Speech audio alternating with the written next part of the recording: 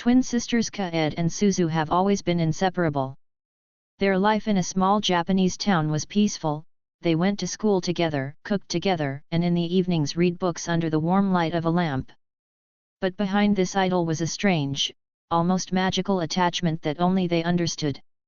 One evening, when the moon shone through the curtains of their small room, Suzu quietly entered Kaede's bedroom.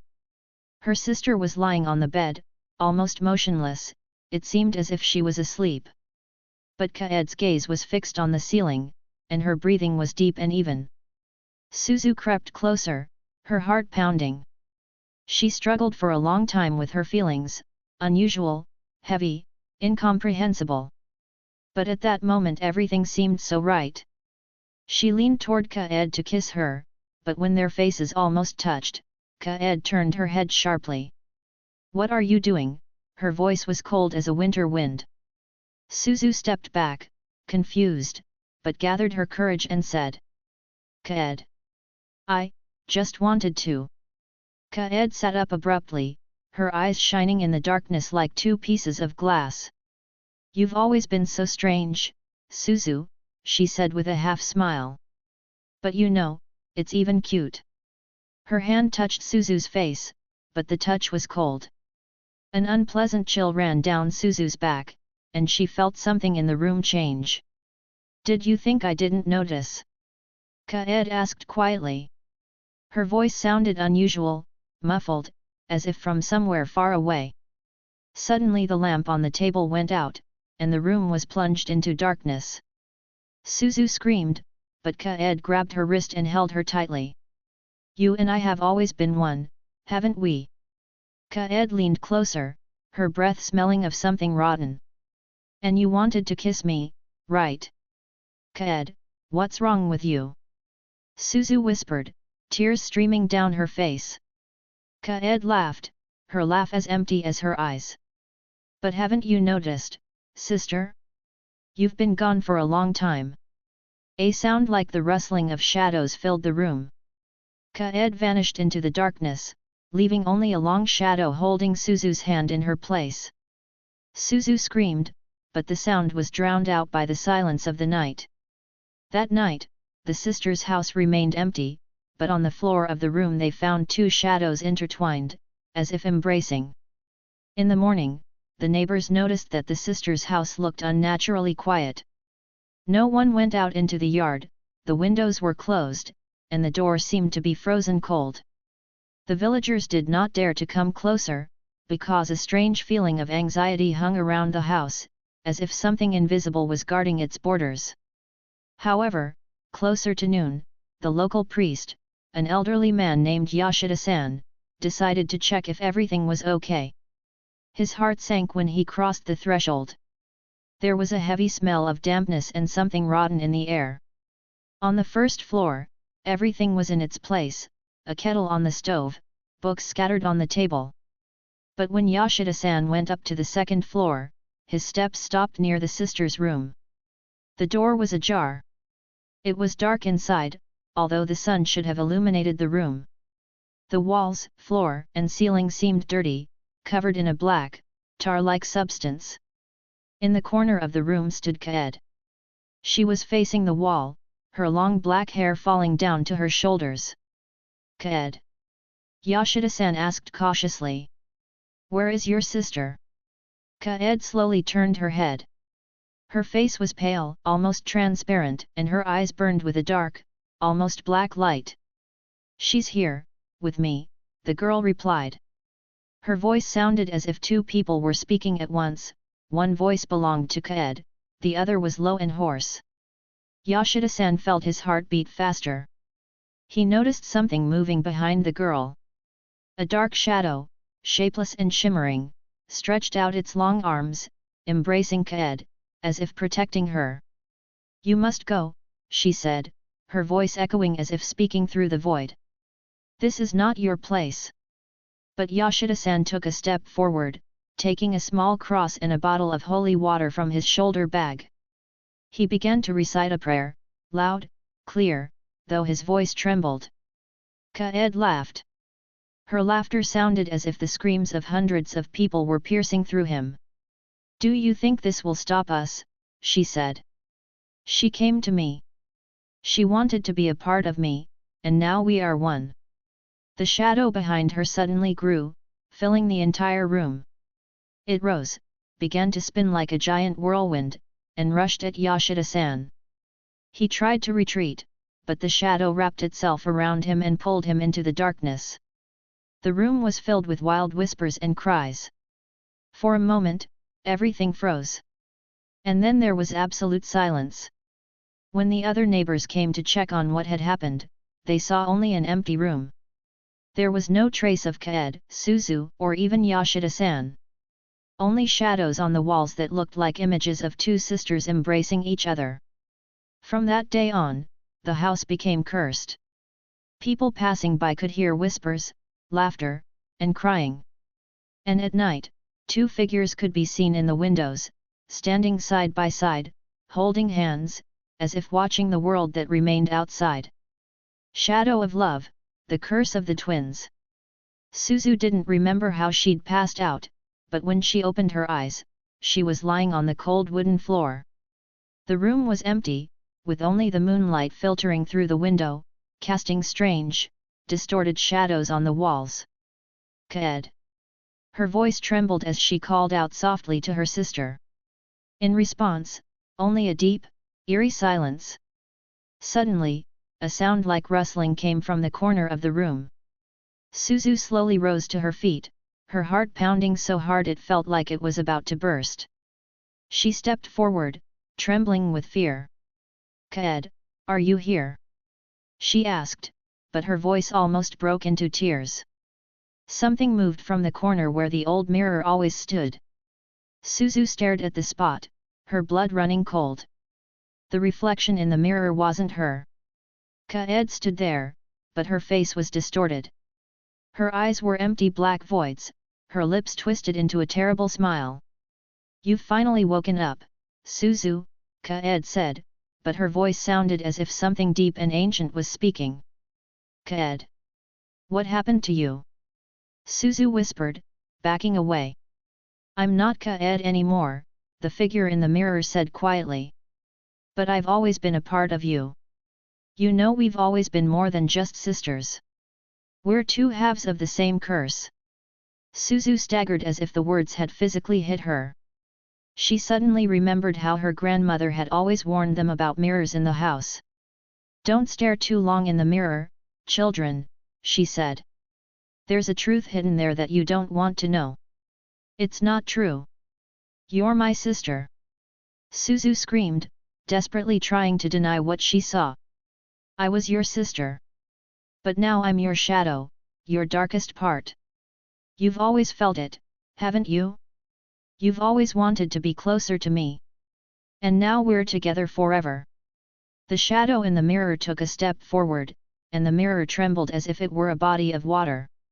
Kaede reached out through the glass, and her fingers, cold as ice, touched Suzu's hand.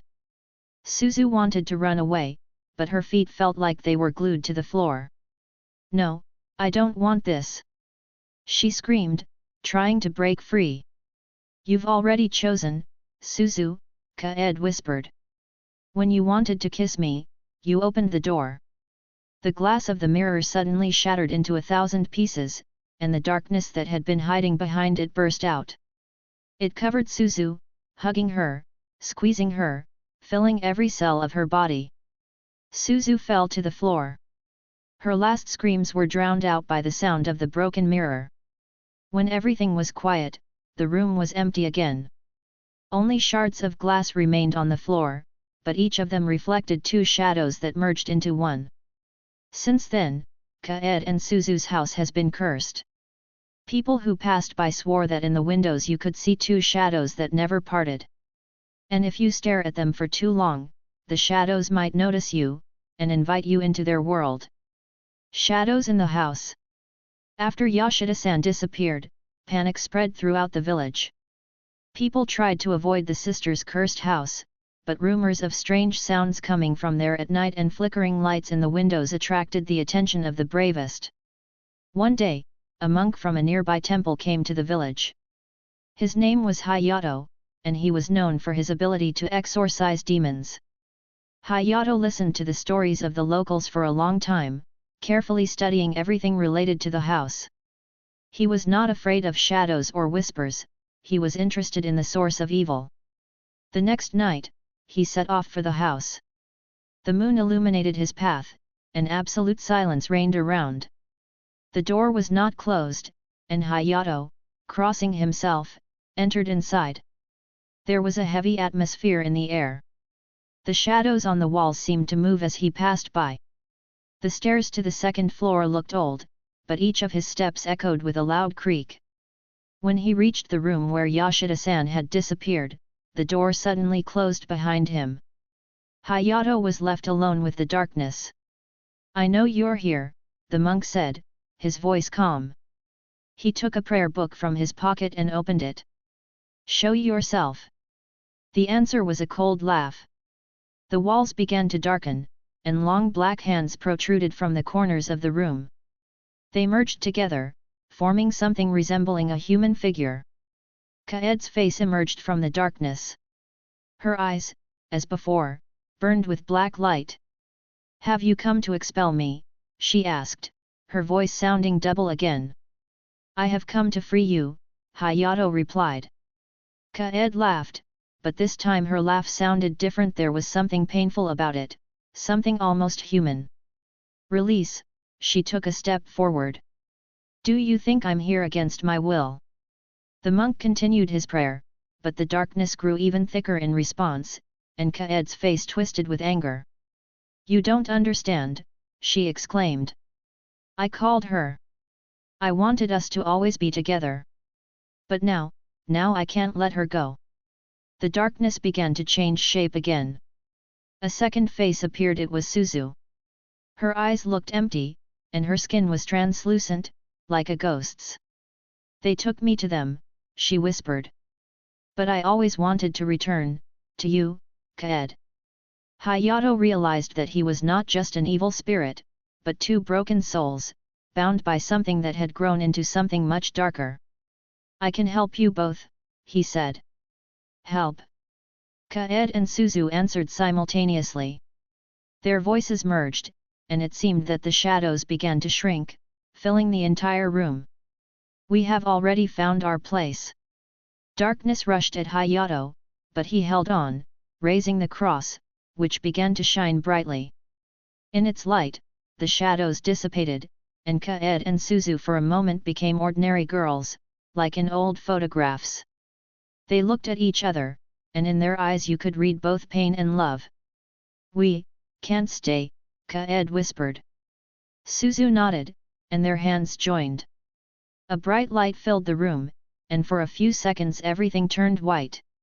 When the lights went out, Hayato was left standing alone in the empty room. The darkness had disappeared, and the house now seemed ordinary, abandoned. On the floor lay only an old photograph of two smiling sisters. The monk picked it up, looked at the girls' faces, and said quietly, "Rest in peace." From that day on, the house ceased to scare people. But the legend of the two sisters who found each other even in the dark remained in the memory of everyone who heard this story. The Return of the Shadows. A few years had passed since Monk Hayato had cleansed the nun's house of darkness. The building had been abandoned and was gradually falling into disrepair. The windows were broken, the walls were covered in moss, and the roof was leaking. But the people of the village still avoided the house. One autumn evening, a young researcher named Ayako arrived in the village. She specialized in urban legends and paranormal phenomena. Rumors about the nun's house intrigued her, and she decided to investigate the story for herself. Ayako asked the locals, but most of them avoided talking about the house. Only one old woman, a grandmother named Misako, agreed to share her memories. "You will find nothing there but cold and emptiness," Misako said, folding her arms. "But remember, if you hear their whispers, do not answer." This only further intrigued Ayako. The next night, she took a flashlight, a camera, and a notebook and set off for the house.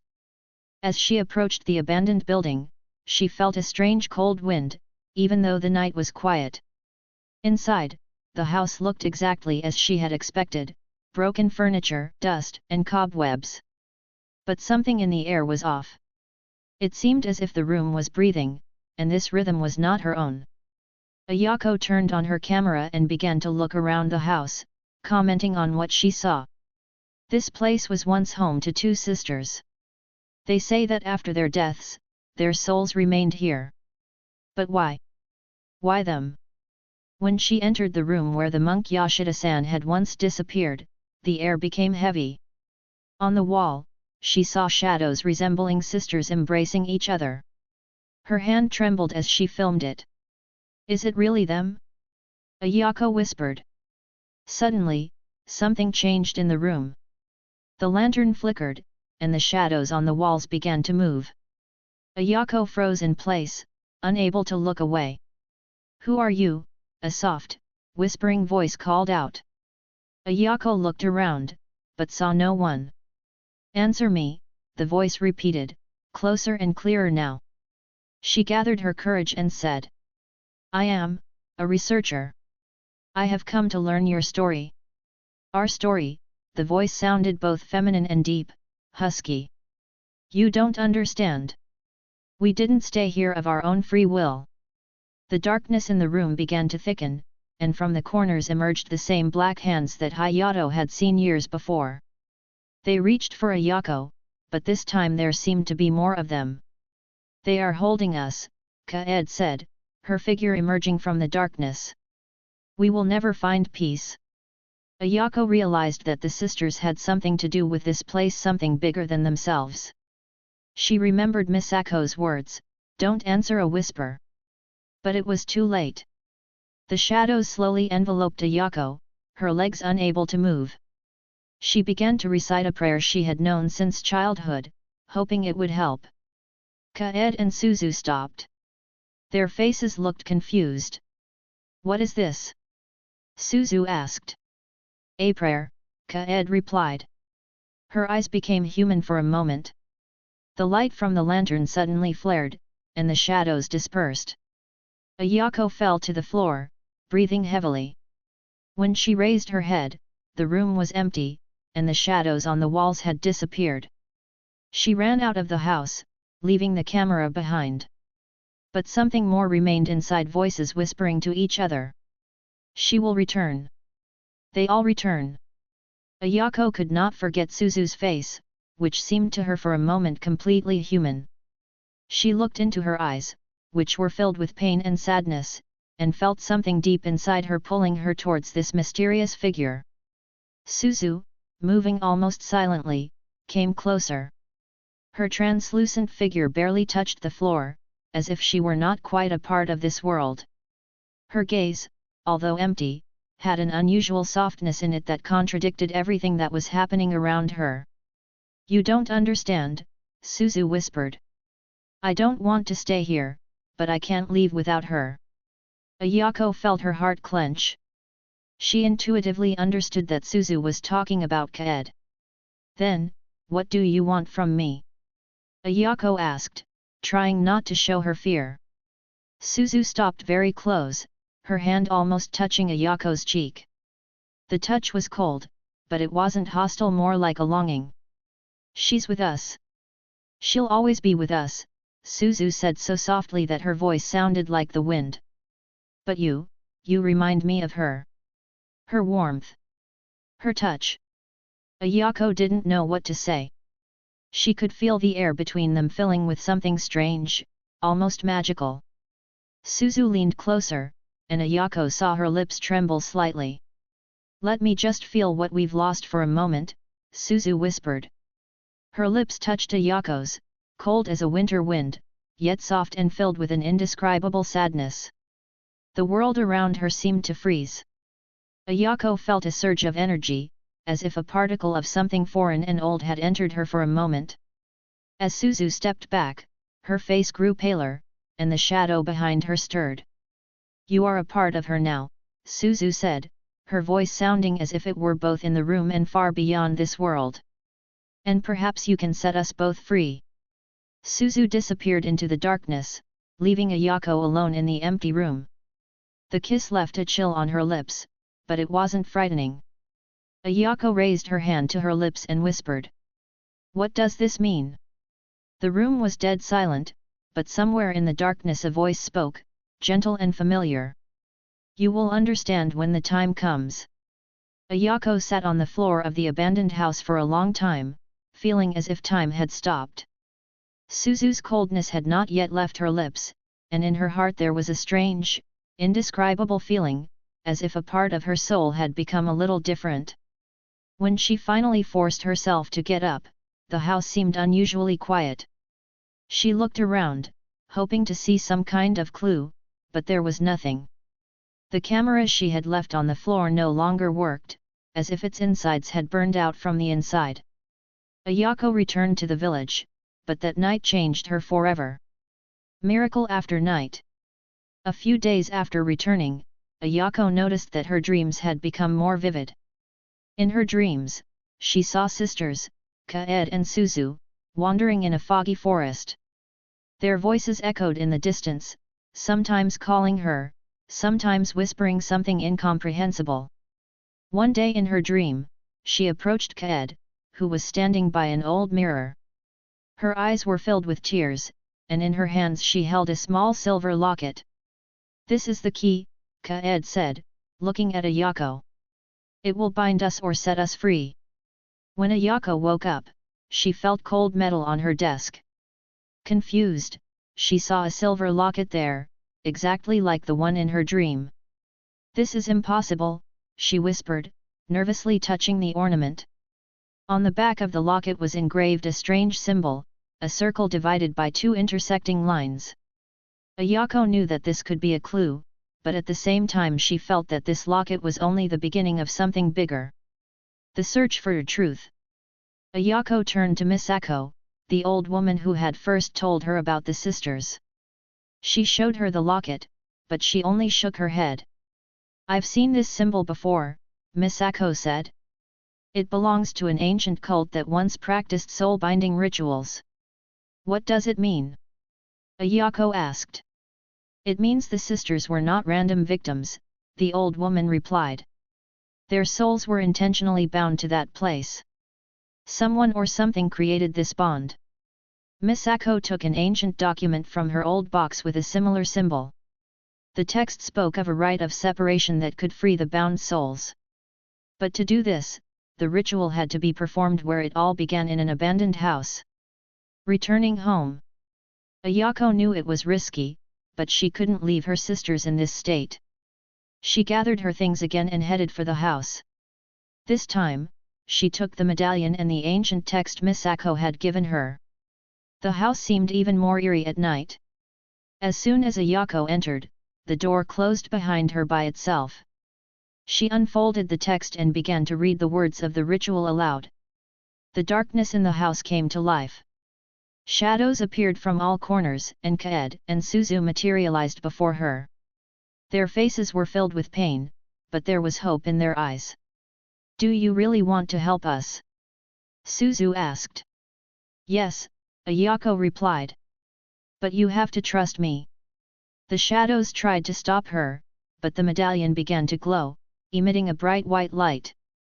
Kaede and Suzu held hands, and the light enveloped them both. "Thank you," they whispered, disappearing into the glow. When everything was quiet, the house became empty, and the shadows no longer moved. Ayako realized that she had freed her sisters, but at the same time she felt as if a part of them had remained with her. New chapter. Ayako returned to her normal life, but from then on she always carried the medallion with her. Sometimes in the silence she could hear her sisters' soft laughter or their words of gratitude. This story became her biggest secret, which she did not tell anyone. But now she knew, even in the darkness you can find light, if you believe and are not afraid to look into the face of the unknown. Aftermath of light. A month had passed since Ayako freed Kaede and Suzu. She tried to return to her usual life, but after that night, a trace remained in her soul. Her dreams became brighter and more frequent.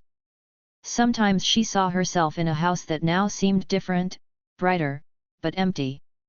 One day, Waking up in the middle of the night, Ayako felt the medallion hanging around her neck become warm.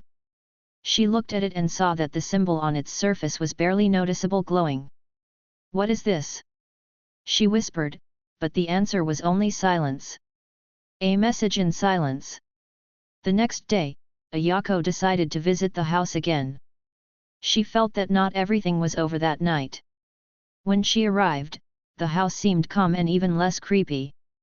But when she crossed the threshold, she was greeted by a familiar cold breath. "Are you here?" she asked, loudly but uncertainly. The only answer was a faint whisper, as if someone was trying to say her name. Ayako walked into the room where it had happened and stopped by the mirror. Its surface looked smooth, but at the same time something shimmered in it. She touched the glass, and suddenly the faces of Kaede and Suzu appeared in the mirror. Their eyes shone with tenderness, but their features seemed slightly different, as if they had changed since their release. "We wanted to thank you," Suzu said. Her voice was soft as the wind. "But this is not the end." Ayako felt her heart tighten. "What do you mean?" she asked. "There is something more than us," Kaede answered.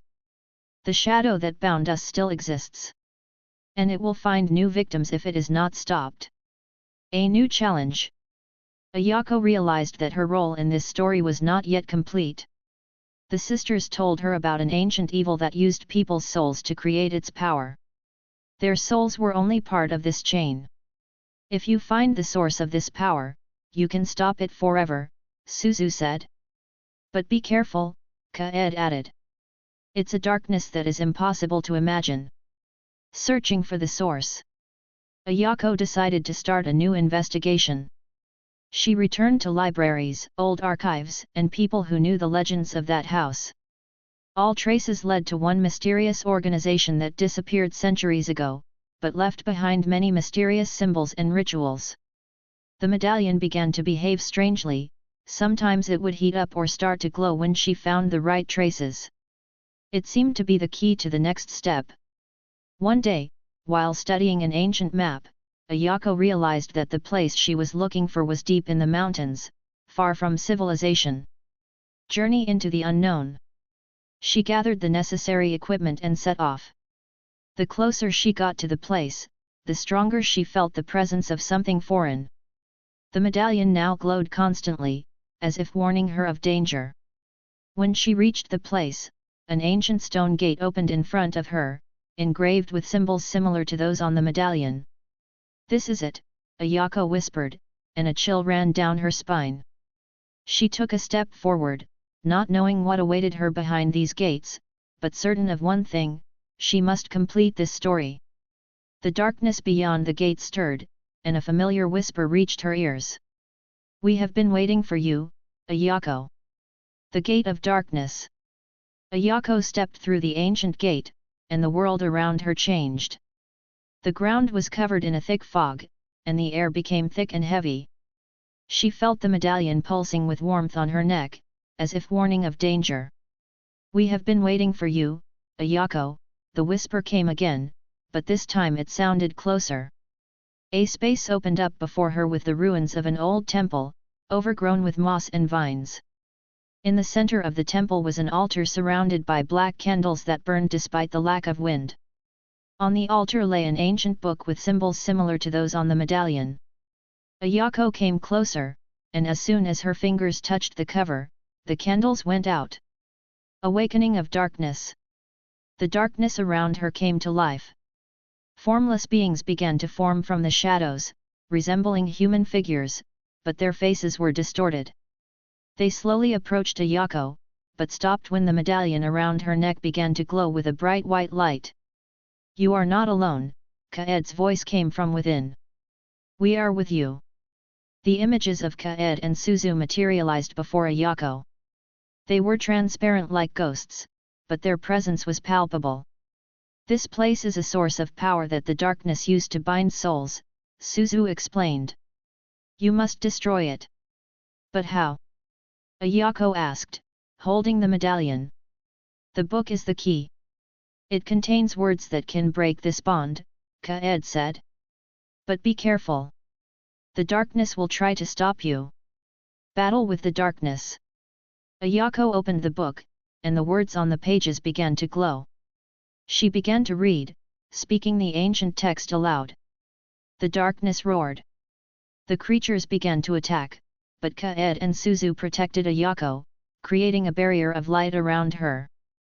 Their transparent forms flickered as if they were using their last strength to hold back the darkness. Hurry up, Ayako! Suzu shouted, pushing one of the shadows away. Ayako continued to read, feeling the words pour out of her as if they had always been a part of her. The light from the medallion became unbearably bright, illuminating the entire temple.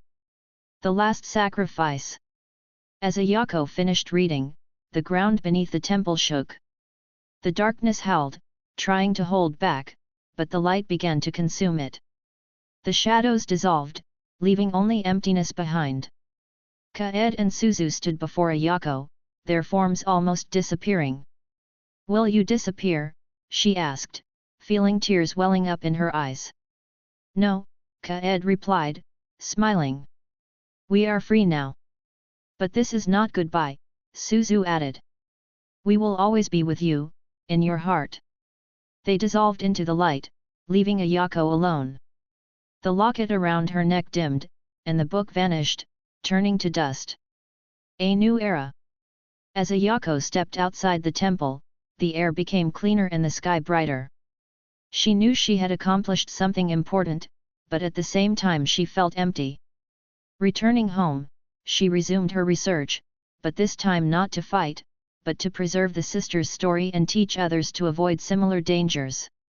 The locket remained with her as a reminder that even in the deepest darkness, light can be found. Ayako continued with her life, feeling that somewhere deep in her soul she could still hear the warm voices of Kaede and Suzu, who would always be with her. Traces of darkness. A few years had passed. Ayako, even though she had returned to normal life, always felt that her story with the darkness was not yet over. The medallion, which now lay in a box on her shelf, sometimes pulsed with a faint light, as if trying to warn her of something. One late evening, when she was working on a new article about local legends, there was a knock on the door. A young man with a frightened look stood on the threshold. "Are you Ayako, the researcher?" he asked, looking nervously over his shoulder. "Yes, it's me." "What happened?" "You must help us," he said, holding out an old paper scroll. "People have started disappearing in our village. And every time we find this next to the place where they disappeared." Ayako unfolded the scroll and saw the symbol that was also on her medallion. Her heart sank. Returning to the fight, Ayako set off for the village without wasting any time. It was located in a remote valley surrounded by dense forest. The locals looked frightened, and their stories were filled with fear. "It started a few months ago," said one of the elders. "People would hear whispers at night, see shadows in the forest. And then they would disappear." She showed Ayako the place where the missing girl had last been seen. The forest was thick and dark, even during the day. But the scariest thing was that Ayako felt familiar. The darkness she had already encountered was rearing its head again. Footprints in the forest. The medallion that Ayako had decided to take with her began to glow as she went deeper into the forest. She thought she could hear whispers, but this time they were more chaotic, as if dozens of voices were trying to speak at once. She reached an old altar, half submerged in the ground. It bore the same symbols as the medallion. Next to it lay a fragment of a mirror that seemed extremely ancient. "This place is connected to what I saw earlier," she whispered. "Meeting the darkness." As soon as she touched the mirror, the shadows came to life. They gathered around her, forming a tight circle. A figure emerged from the darkness, tall, faceless, with arms that flowed like smoke. "You have returned again," the voice said, low and hollow. "But this time I am ready." "Who are you?" Ayako asked, holding the medallion in her hand. "I am the one who created them," the figure replied. "Kaede and Suzu were only tools. You freed them, but you only strengthened me. Ayako realized that her actions in the past, even though they had freed her sisters, had given the creature more power. The final battle. She lifted the medallion, and it began to emit a light so bright that the darkness began to recede. But the figure did not disappear, it laughed, as if the light amused it. You do not understand, the creature said. This is not the light that will destroy me. Ayako remembered Suzu's words, the power is within you. She concentrated, trying to feel the same power she had felt back then, in the temple. You have no power over this world, she said, her voice growing stronger. The light from the medallion turned into a stream of energy that came out of her hands. The creature howled, trying to retreat, but this time Ayako did not stop. The shadows disappeared, and with them the figure. Silence enveloped the forest. A new beginning. When it was all over, Ayako felt that the medallion no longer pulsed. It became cold and looked like an ordinary ornament. She returned to the village to tell the people that the darkness was gone. But deep down she knew that even if this battle was over, the world was full of darkness, always looking for new victims. Ayako was no longer just a researcher. She became someone who stood on the border between light and shadow, ready to fight any threat. The rift between worlds. Months had passed since Ayako had defeated the creature in the forest. She had returned to her normal life, but she felt that her connection to the darkness had not been severed. The medallion, while remaining calm, continued to seem mysterious to her. One day, as she was reviewing her notes, new symbols appeared on the surface of the medallion that had not been there before. They seemed to be engraved with light, and each one pulsed with a warm glow. What does this mean? Ayako asked, but no one could answer. She turned to an ancient treatise that she had accidentally found during her investigation in the village. It said that when the medallion began to change, it was a signal for the opening of a gate between worlds. A call from beyond. One night, Ayako woke up from a strange dream. She saw Kaede and Suzu again, but now their faces were filled with anxiety. Ayako, we need your help, Suzu said, her voice sounding as if it came from afar. The darkness you destroyed wasn't the last. It's just part of something much bigger, Kaede added. What should I do?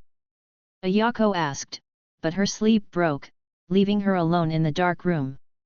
When she woke up, the medallion lay on the table, emitting a soft light. The symbols now glowed brighter, as if they were guiding her. The journey to the gate. The medallion led her to an abandoned temple on a mountaintop where, according to legend, there was a gateway between the worlds. The temple was ancient, its walls covered with inscriptions similar to those she had seen on the medallion. In the center of the temple stood a huge stone portal carved with symbols. As Ayako approached, the medallion began to glow brightly, and the portal came to life, forming an iridescent curtain within itself. This is the gateway to a world of darkness, she said, her heart clenching with fear. The world beyond the curtain. Stepping through the threshold, Ayako found herself in a world that seemed to be an inverted reflection of reality. The ground was black, the sky red, and the air filled with whispers that seemed to come from everywhere. You have returned, a familiar voice said. It was the same dark being she had already defeated, but now it seemed even stronger, as if its destruction had only fueled it. I am no longer afraid of you, Ayako said firmly. She felt the medallion's power begin to flow into her body. She was no longer an ordinary person, her connection to the light and the spirits of Kaede and Suzu gave her strength. The last battle. The creature charged at Ayako, but this time she was ready. The medallion emitted a light that dispelled the darkness around it. Ayako felt her hands fill with energy and began to speak ancient words that arose in her mind on their own. The darkness howled as the light began to consume her. She tried to hide, but the portal behind her suddenly began to close. The creature froze, then was drawn into the curtain along with the remnants of the shadows. The price of victory. When it was all over, the portal collapsed, and the medallion dimmed and cracked, turning into ordinary stone. Ayako fell to her knees, feeling her strength leave her. In the light that remained after the portal disappeared, Kaede and Suzu appeared. They looked happy, but they were saying goodbye to her. "You saved us all," Suzu said. "But now our mission is complete. We will be there, even if you never see us again," Kaede added, smiling. They disappeared, leaving Ayako in silence. A new world. Returning home, Ayako felt that the world had changed. The darkness that had haunted her had disappeared forever. But with it, she had lost a part of herself, the strength that had allowed her to fight. Now she lived peacefully, telling her story to people to warn them of the dangers of the darkness. But deep down, she knew that if evil ever returned, she would be ready to face it again. Retribution and rebirth. Years passed. Ayako lived quietly, working as a researcher. She no longer participated in battles with the darkness, although she sometimes had dreams about the times when she was chosen as a protector. One day, strange things began to happen on the outskirts of her city. People saw figures in the shadows that resembled the creatures she had already defeated. She tried to ignore these rumors, convincing herself that they were just people's fears. But one night, as she sat in her office, the shadows in her room suddenly began to move. "We're back," a familiar voice whispered from the darkness. A figure appeared before her that seemed familiar and yet strange at the same time. It was Kaede. But her eyes were black, and her face was distorted. "Kaede," Ayako whispered, not believing her eyes. "You gave up our power," she said. "And now we have come for what is ours. A new enemy." Ayako realized that something had happened in the world she had once closed off. The rebirth of darkness was stronger than she could have imagined, and now it had contaminated even the souls of those she had considered her allies. She searched for old records and symbols, trying to understand how to fight without the medallion. It turned out that the light she had lost could be restored if she found an ancient source of energy called the Root of Light. This source was hidden in the darkest depths of the very world she had once closed off. "You must return there," said her new acquaintance, a man with deep knowledge of the occult. "But this time you will be alone." Returning to the world of darkness. Ayako did not hesitate. She set off for the place where the portal had once stood. There were only ruins, but beneath them she found a small fragment of a medallion. As soon as she touched it, the ground trembled, and the portal appeared again. This time she knew that she was going not only to save the world, but also to restore what had been stolen from her. Battle for our souls. The world beyond the portal had changed. It had become even darker and full of beings who were stronger than before. At the very center of this world, in the midst of an endless wasteland, she saw a tree that glowed with a dull gold. It was the Root of Light. Kaede and Suzu stood by the tree. Their figures were distorted, but they still looked like the sisters she had once known. "You have no right to this light," Kaede said, holding out her hand. "It belongs to us now." "You are mistaken," Ayako replied, feeling the power within her begin to awaken. She began to repeat the words she had once learned from ancient texts. The light that came from the tree began to flow towards her, strengthening her soul. Kaede and Suzu attacked, but their shadows could not stop the light that now filled Ayako. Sacrifice for the future. When the battle was over, Kaede and Suzu fell to their knees. Their black eyes became human again, their forms light. "We are sorry," Suzu whispered. "We could not hold our essence in the world of darkness." "You must not fight anymore," Ayako replied, touching their faces. "You can find peace." With the last ray of light, their forms dissolved, leaving Ayako alone by the tree. She took the piece of wood and knew that she now had enough power to close this world forever. The end or the beginning? Returning to the real world, Ayako felt that she would no longer be haunted by the darkness. But she also realized that she had become something greater. Her role as a protector was no longer limited to her city or country. She decided to travel, looking for places where the darkness might still be hiding, and to help those who could not cope on their own. And the medallion, although broken, now became a symbol of her own strength, which had always been within her. Legacy of Light. After returning, Ayako felt that the world around her carried a lightness that she had not felt before. But deep down, a foreboding remained.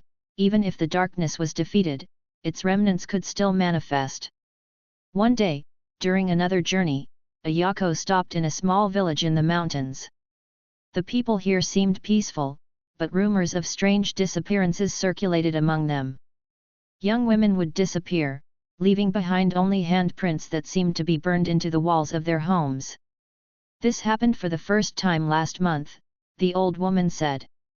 We hear whispers at night, but we are afraid to leave the house. Ayako realized that this was more than just a local legend. A faint warmth appeared again in the medallion that she now always wore, signaling danger. Whispers from the wall. In the hut where the girl had last disappeared, Ayako found a new symbol. It was similar to the ones she had seen before, but of a different nature. It was something not from the world she had already closed off. What is this? She whispered, touching the symbol. As soon as her fingers touched it, the air in the room grew colder.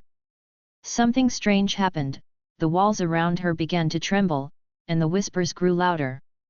They are returning, but they are not the ones you knew, a voice spoke in her mind. These were Kaed's words. The return of forgotten enemies. The symbol opened a passage into a small crack between worlds, through which new creatures seeped.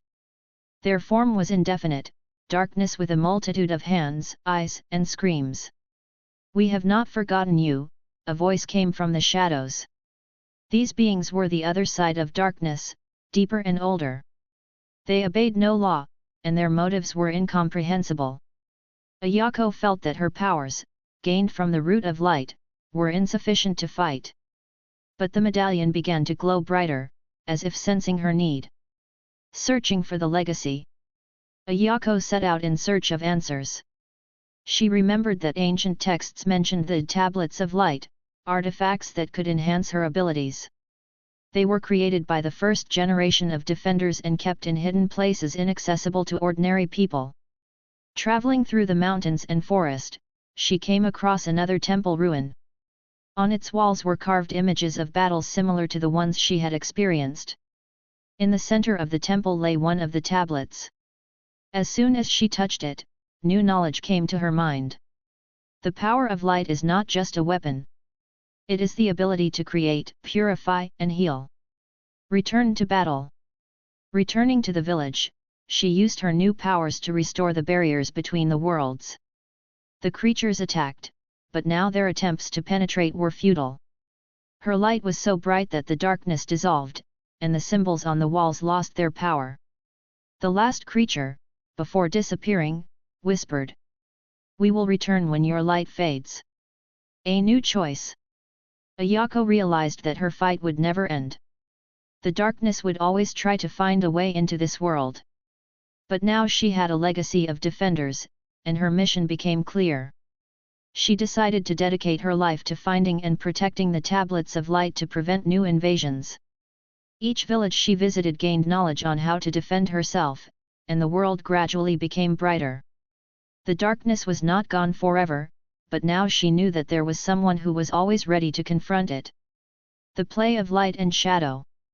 Ayako slowly got used to her new role.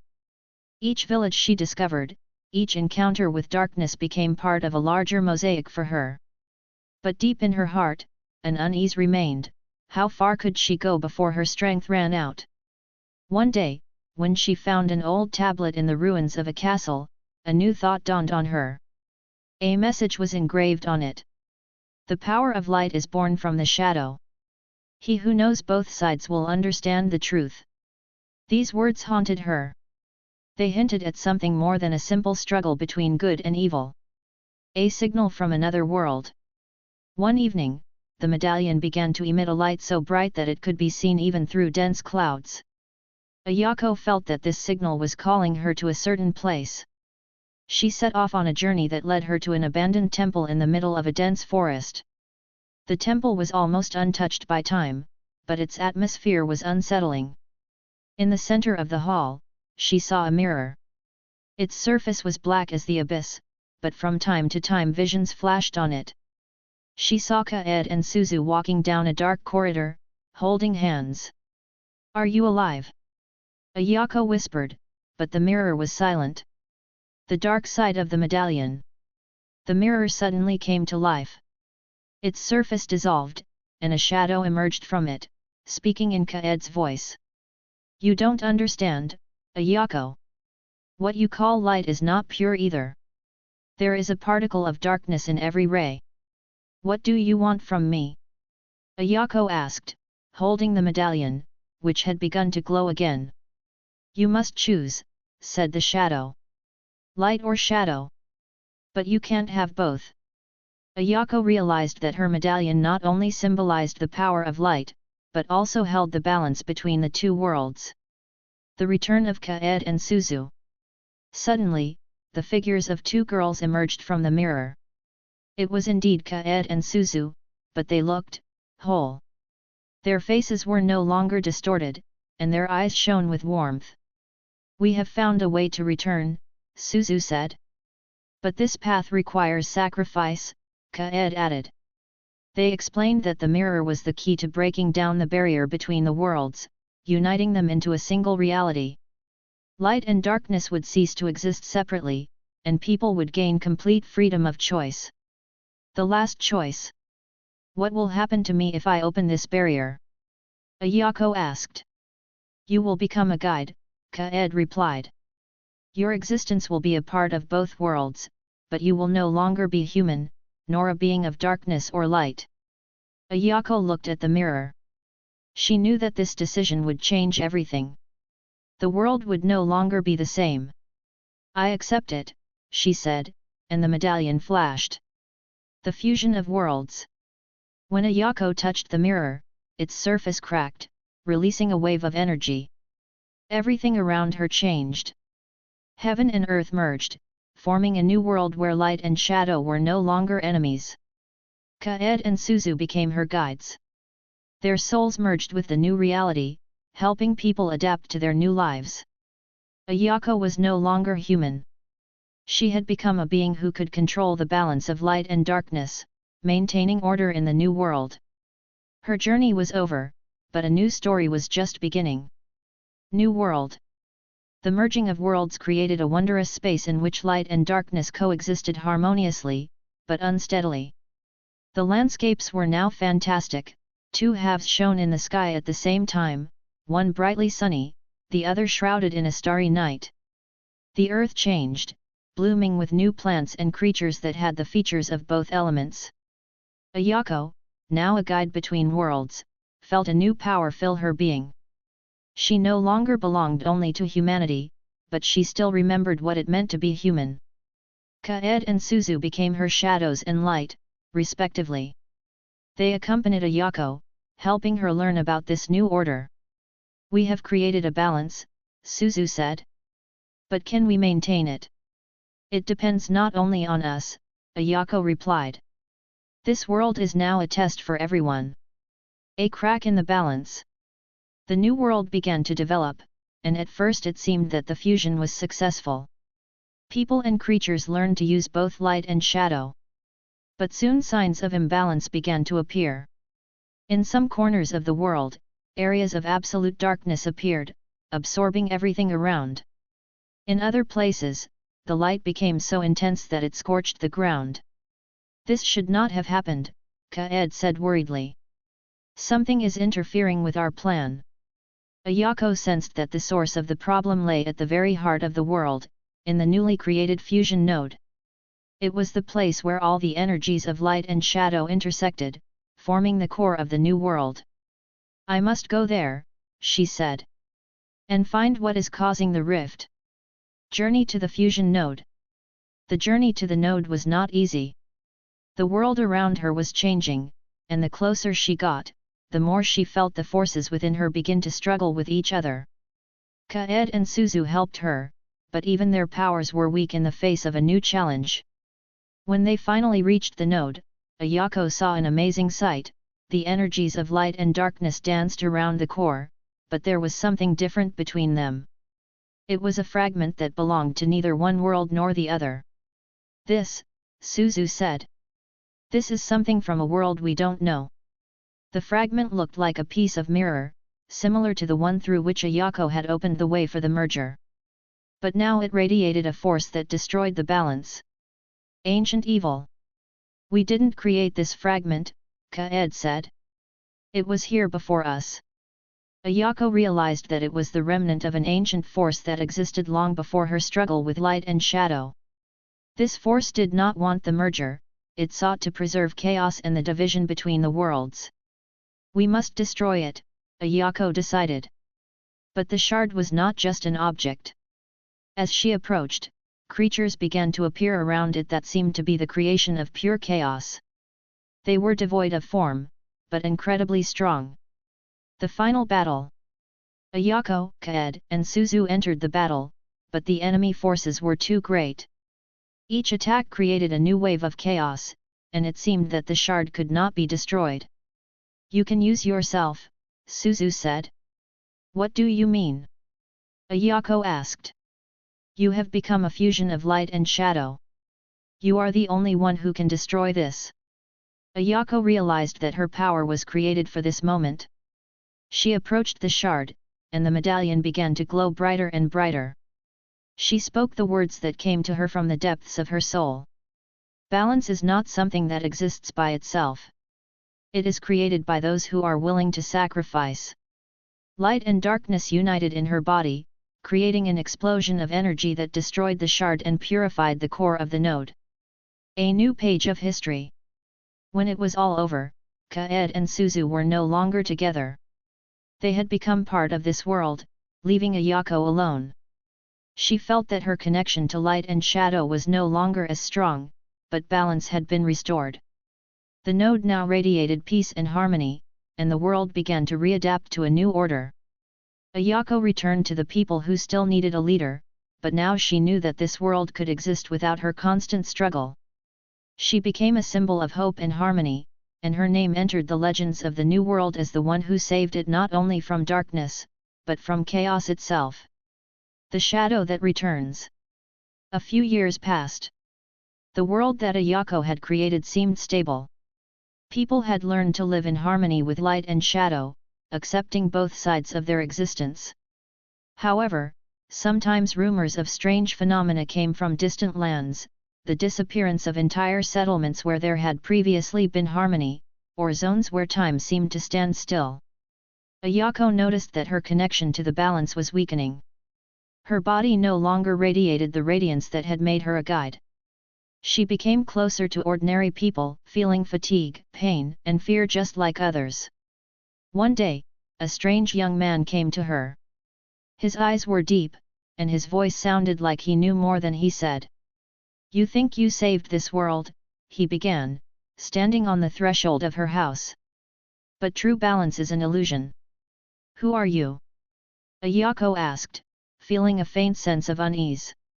I am the one you destroyed, but could not finally defeat, he said with a smile. I am a fragment of chaos that lives in the hearts of people. New enemy. The young man said that chaos cannot be destroyed, because it is part of the very nature of the world. The fragment she destroyed in the node was only a manifestation. The true chaos lived in the fears, doubts, and desires of people. What do you want?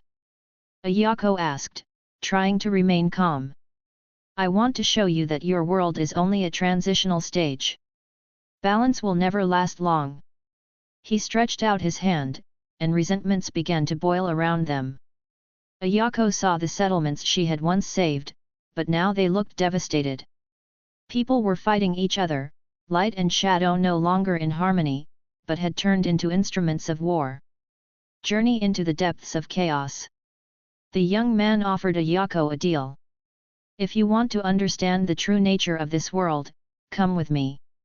I will show you the place where everything began. Having no other choice and wanting to protect the world she had created, Ayako agreed. They set off on a journey to the very heart of chaos, the place where light and shadow were born. The place where everything began. Their journey led them to an ancient crater surrounded by black and white rocks. In the center of the crater raged a sphere of pure energy, simultaneously blinding with light and frightening with the depths of darkness. "This is the source," the young man explained. "All the powers you know were born here. But this place is also a trap. Anyone who approaches loses themselves." Ayako felt something inside her begin to awaken. She realized that this place was forcing her to confront all her fears and doubts. "What are you trying to prove?" she asked, trying to focus. "You think you can save everyone. But can you save yourself? Battle with yourself." The energy sphere began to change. It created a figure that was an exact copy of Ayako, but this copy had black eyes and glowed with sinister energy. "I am you, but without the fear of the shadow," the copy said. "Why are you fighting against your true self?" The copy attacked, forcing Ayako to use all her strength. But each attack seemed to be in vain. The copy was not only a reflection of her, but also the embodiment of all her fears and mistakes. "You cannot defeat me, because I am you," the copy said with a smile. Acceptance and sacrifice. Ayako realized that fighting only made her opponent stronger. She remembered Kaede and Suzu's words about balance. Light and shadow could not exist without each other.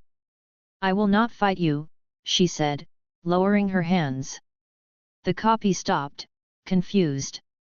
"What are you doing?" "I accept you," Ayako replied. "You are a part of me, and I will not deny you." The sphere of energy suddenly exploded, engulfing them both. But instead of destroying, a new stream of light and shadow rose from the crater, merging into a peaceful balance. A new beginning. When it was all over, Ayako stood on the edge of the crater. The young man had disappeared, but his words remained with her. The world had changed again, but this time people themselves had begun to learn to keep their balance. Ayako felt that she was no longer a guide. She became part of the world itself, leaving humanity to decide its own fate. Her name became legendary, but this time she knew that the world was truly capable of harmony if people were willing to seek it. Lost seeds of chaos. A few more decades passed. The world that Ayako had once created developed according to its own laws. The balance between light and shadow seemed stable, but it was fragile. People adapted, creating new settlements, studying the energies left after the merger of worlds. However, in the most remote corners of the world, the so-called seeds of chaos began to appear. These mysterious objects looked like black crystals that radiated anomalous energy. They provoked fear, hatred, and cruelty, generating conflicts and destruction around them. The return of the name of Ayako. Stories about Ayako turned into legends. Her name was revered as a symbol of peace, but few believed that she was once real. However, in one of the settlements that suffered from the seeds of chaos, a mysterious woman appeared. Her eyes shone with peace, and she had an amazing ability to neutralize crystals. "It's impossible," people whispered. "She can't be the Ayako of the legends." The woman didn't deny the rumors, but she didn't confirm them either. Her goal was one: to find the source of the seeds of chaos and understand why they had appeared. Reconnecting. On her way, the woman encountered places where chaos had already taken deep roots. In one of these places, she met Kaede and Suzu, who now existed as pure energies, merged with the world. "You're back," Kaede said. Her voice was soft, but full of anxiety. "I need to understand what's happening," answered the woman, who was now called Ayako again. "This is not just a consequence of your actions," Suzu added. "Chaos was a part of the world long before you created balance. But now it has awakened again." The ancient seal. Ayako learned that the seeds of chaos came from deep within the earth. They were the remnants of an ancient seal that the gods of the world had placed to keep chaos in check. Her interference had upset the balance, and now the seal was weakening. Kaede and Suzu warned her that restoring the seal would be harder than destroying it. "You will have to sacrifice whatever remained of your humanity," Kaede said. If you choose to do so, you will no longer be a part of this world. Journey to the heart of the earth. Ayako set out to where the seal was located. Her path lay through dangerous zones filled with creatures born from chaos. Each battle exhausted her, but also awakened memories of her former power. When she reached the center of the earth, a grand structure appeared before her, resembling a temple, carved from black stone. At the very center of the temple was a colossal crystal, cracked and almost destroyed. Ayako's choice. The crystal reacted to Ayako's presence, releasing waves of chaos that pushed her back. But she moved closer, feeling her body fill with pain and fear. If I destroy myself, she thought, will that save the world? Her hands glowed with light and shadow at the same time. She knew this move would be irreversible. The final sacrifice. Ayako raised her hands to the cracked crystal. Light and shadow began to merge, filling the gaps in the seal. The crystal came to life, but at the cost of what was left of her human essence. The temple began to crumble, but the seal was restored. The grains of chaos ceased to exist, and the world regained harmony. Legacy. When people came to the temple, they found only the remains of the crystal and a faint light emanating from its heart. Someone said that it was Ayako's spirit, now forever part of the world. Her name became a symbol not only of balance, but also of self-sacrifice for the sake of the future. The world continued to exist, knowing that true balance is only possible thanks to those who are willing to defend it at all costs. Awakening of the Forgotten. Years passed after Ayako's sacrifice, and the world began to change. People gradually moved away from legends, considering them only fairy tales. However, scientists studying the remains of the temple discovered a weak but persistent radiation from the fragments of the crystal. It was unusual, light and shadow intertwined, forming a new type of energy, which they called Ayako's echo. This energy had strange properties. It could heal, but it could also awaken the deepest fears and desires of those who touched it. The first sign. In one of the settlements located near the ancient temple, people began to disappear.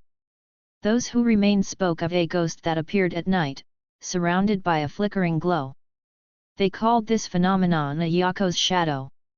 A group of artifact hunters set out for the temple, hoping to find the source of this phenomenon.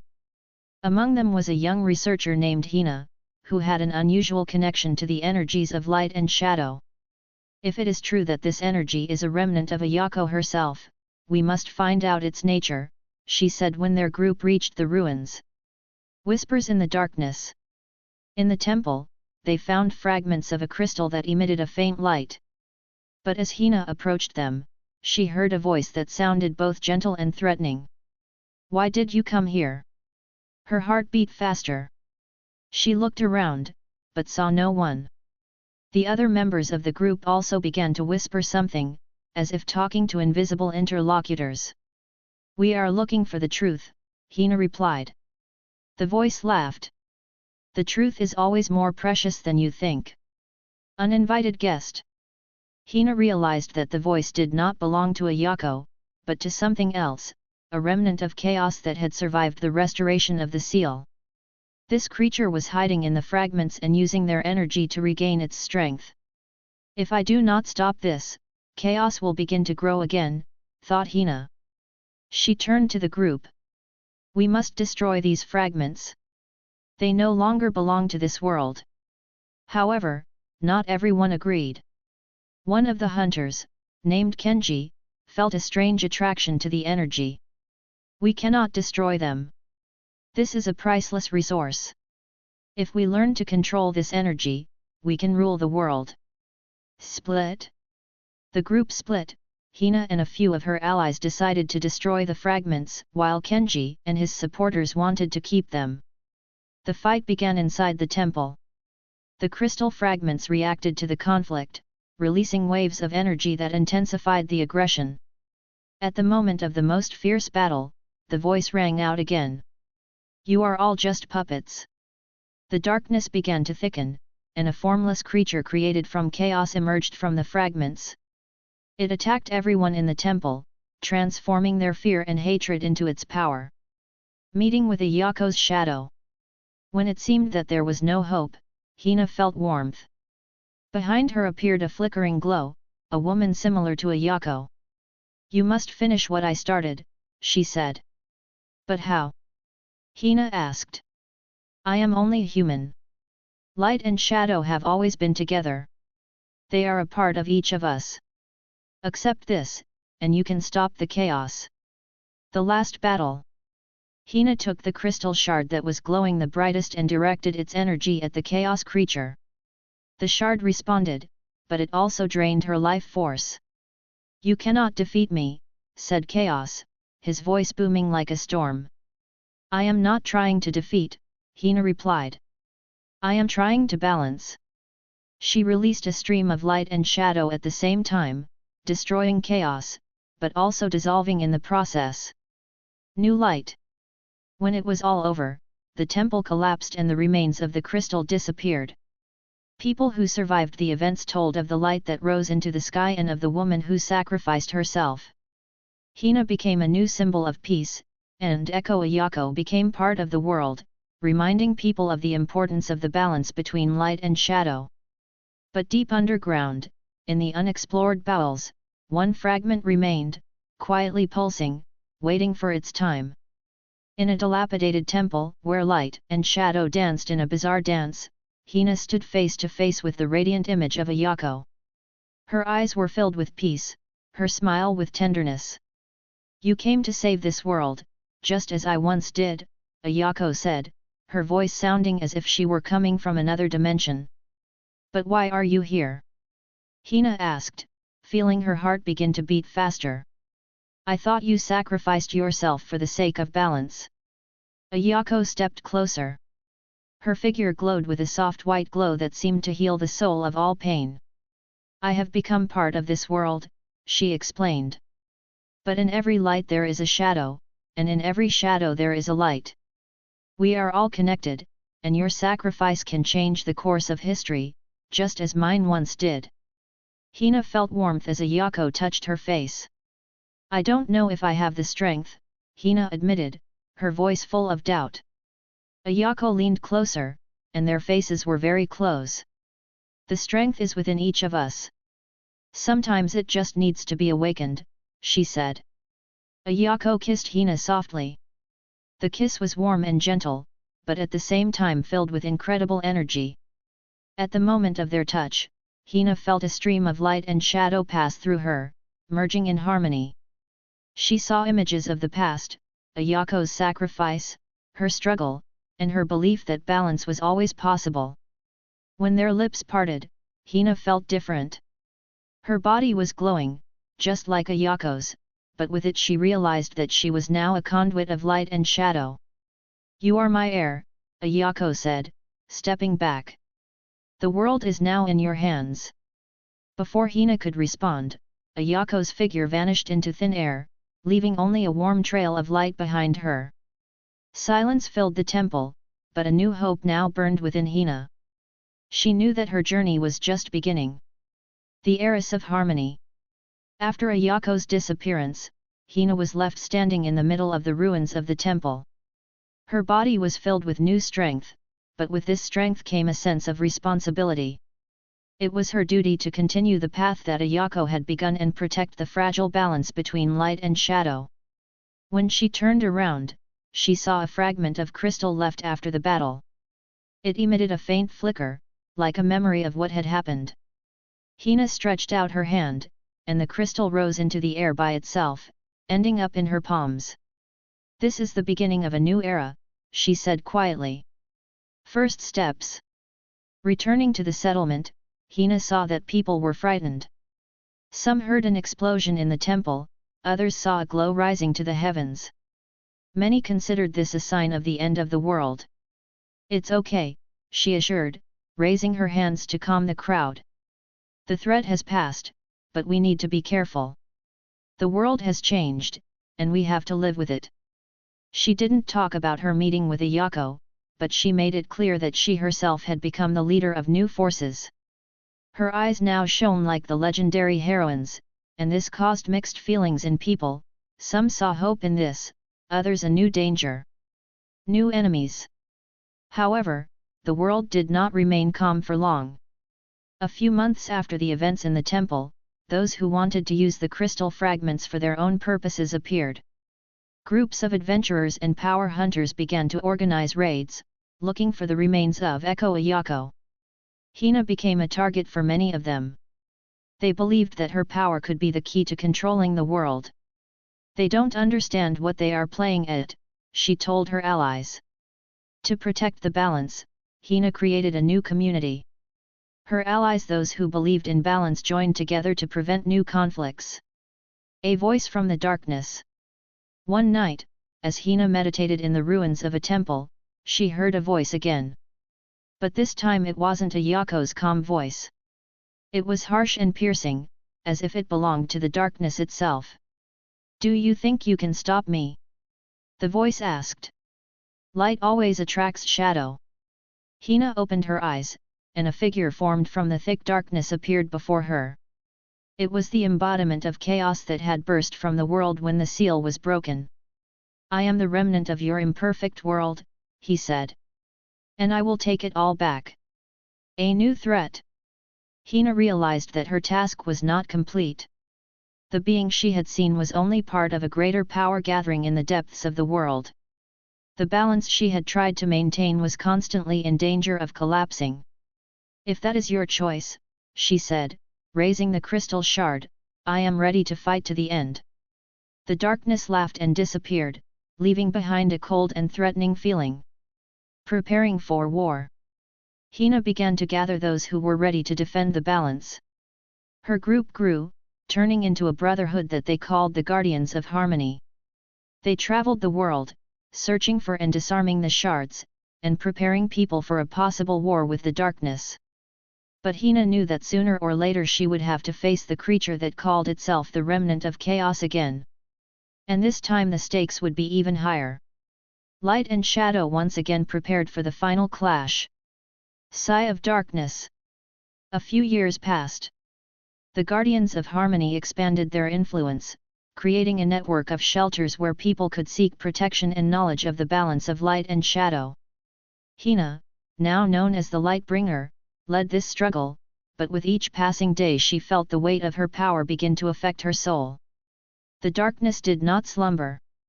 The remnants of chaos that Hina encountered in the temple began to act more actively, sending their minions to sow chaos and despair. Reports appeared in every corner of the world of formless beings that killed all living things, consuming not only flesh but also souls. Strange signal. One evening, while meditating, Hina felt an unusual presence. It was neither darkness nor light, something in between, neutral, but extremely powerful. "Can you hear me?" she heard in her mind. "Who are you?" she asked herself, trying to find the source. "The one who saw the world fall and be reborn," the voice answered. "I am the remnant of the first world, in which balance was lost." Hina felt fear, but at the same time curiosity. "Why do you turn to me?" "Because you are the last hope that this mistake will not be repeated. But your efforts are futile without realizing the full truth. Come to the place where light and shadow merge, and you will find answers." Journey to the Wasteland. The voice led Hina and her faithful allies to a place called the Balance Wasteland, a mysterious zone where the laws of nature seemed broken. Time stood still there, and space was unstable, as if it were part of another dimension. As they approached the wasteland, they were met by shadows that were different from the usual creatures of chaos. They did not attack, but silently observed, as if assessing the value of each of those present. "Be careful," Hina warned. "Here every thought counts." Revealing the truth. In the center of the wasteland, they found an ancient monolith, on whose surface the symbols of light and darkness were constantly changing.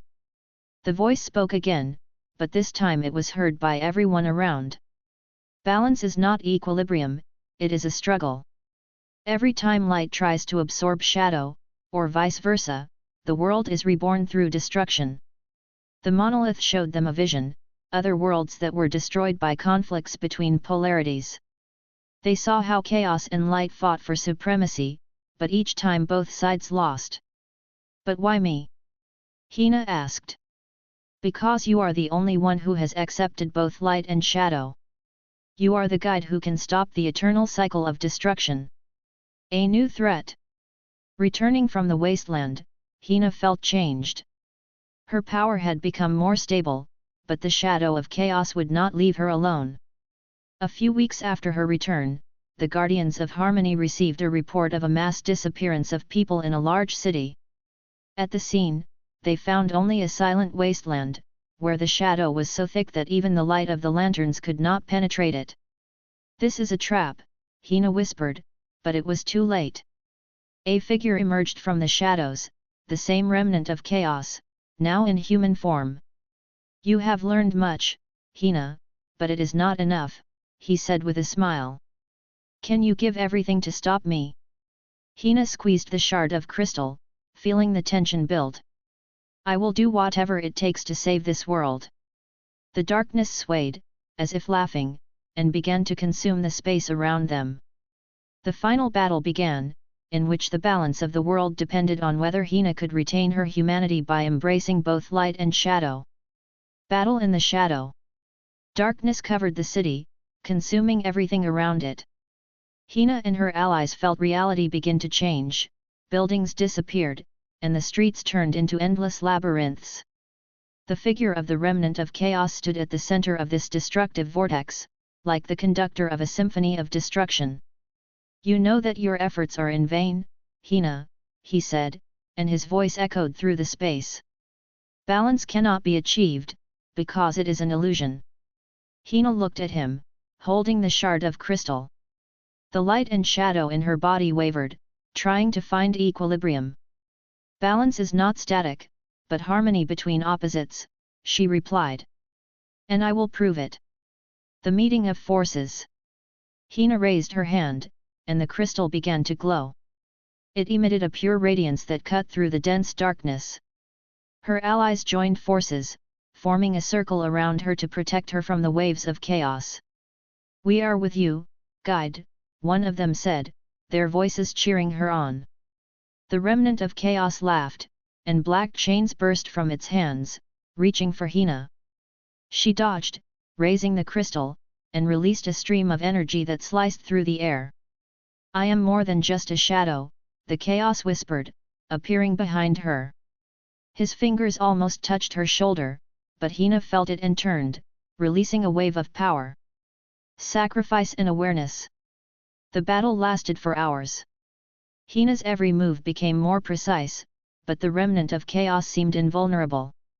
At some point, she realized, this creature could not be destroyed by ordinary methods, for it was part of the balance itself. "If I cannot destroy you, then I will accept you," she said, taking a step forward. The chaos remnant stopped. "What are you saying? Balance is acceptance. You and I are parts of one whole, and I will no longer fight you." Hina lifted the crystal shard and pointed it at herself, allowing the energy to flow into her body. Light and shadow exploded within her, connecting her to the very core of the world. She screamed, but her voice mingled with the voice of chaos. A new entity. When the glow dissipated, Hina stood on the ruins of the city. Her eyes glowed with silver light, and the figure of the chaos remnant vanished. "What happened?" one of her allies asked, coming closer. "I have become what I was meant to be," she replied. Her voice was deeper, calmer. "I am both light and shadow now." The city began to rebuild. The destruction disappeared, and life returned to normal. The people who remained approached Hina with gratitude and fear. "What will happen next?" they asked. Hina smiled. "Balance is not achieved once and for all. It is an ongoing journey. We will protect it together." Epilogue. Many years passed. Hina's name became a legend, and the Guardians of Harmony turned into an order that taught the art of accepting opposites. Light and shadow were no longer enemies, but parts of a single whole. But somewhere in the depths of the world, in its darkest corners, a whisper remained. It was a memory of chaos, a reminder that even in harmony there is always room for struggle.